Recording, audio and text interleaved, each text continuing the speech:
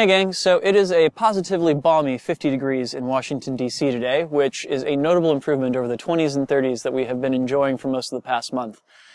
I use enjoying in the absolute most loose sense possible in this particular case. But it did accord me an opportunity to get outside and put together a video for you guys on a move that actually came up with several months ago, but had totally forgotten about until I was reminded about it just a couple months ago. And what this is it's essentially turning a Superman into a 1.5 beat weave. Why this is interesting and challenging is that inside of a Superman, we really haven't played around a whole lot with the idea of introducing a pendulum into this motion. The kind of default vanilla Superman is such that we're kind of working with a 2-beat on our thumb end, of course, and striking back and forth with our pinky end across the hips, right? And, you know, we can do this rather rapidly and integrate it into things like we can make it work with a 3-beat weave with the left hand if we so chose, things like that. But when it comes to adding a pendulum to this, it gets a little bit tricky, and here's why. We have to avoid that horizontal poi, and doing so requires rethinking our timing just a little bit, and I'll show you what I mean here. So normally when I'm going from my right side over to my left side here, and of course, you know, the way a 1.5 beat weave works is you want to have your native side poi going through the pendulum. As I'm on my right hand side here, I want to be able to get that thumb end poi and pendulum out away from me, which the kind of default timing of a Superman is not terribly conducive to that. You wind up underneath the other poi, or worse, they both wind up bouncing up against you. You have to kind of slow down the two poi somewhat and really be thinking that you're kind of projecting the two of them away from your body in such a way as to give you just, hang on, in such a way as to give you just a little bit of extra time in order to kind of sneak that thumb end poi past the pinky end poi that's going over, like that. And I'll go ahead and take some point of view footage for you guys so you can see how exactly that looks.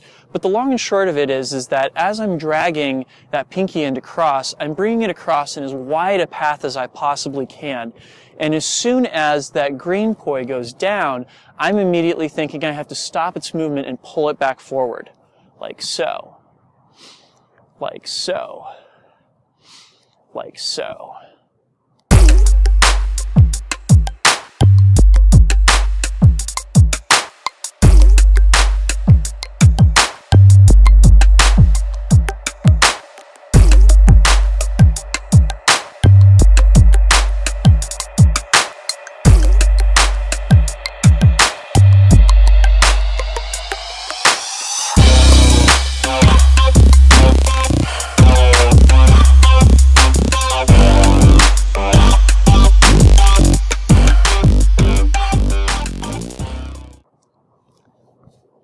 I actually found it much easier to learn this by engaging the other poi in it. That is, I could think pendulum and then find the pendulum on the other side. Pendulum and find the pendulum on the other side. Let me show you guys that from the right-hand side here. Like so.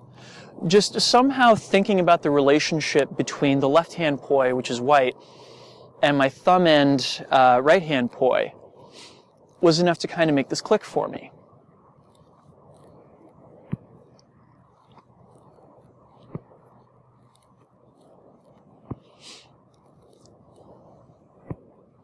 So that, of course, opens up the possibility that, you know, you could use that same kind of arrangement with pendulums if, say, you were in a different kind of place with your Supermans. Say you wanted to add pendulums on both sides as you're rocking out, right?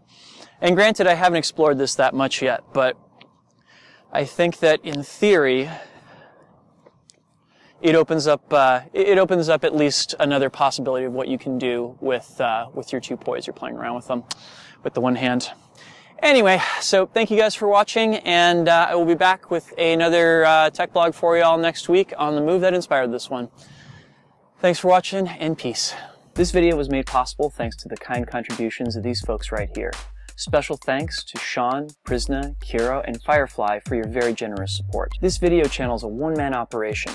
Help me to keep on making these videos by visiting drexfactor.com/support, where you can get your name in the credits or choose from a variety of other rewards, and help me to continue to make the videos that I love. Thanks for watching.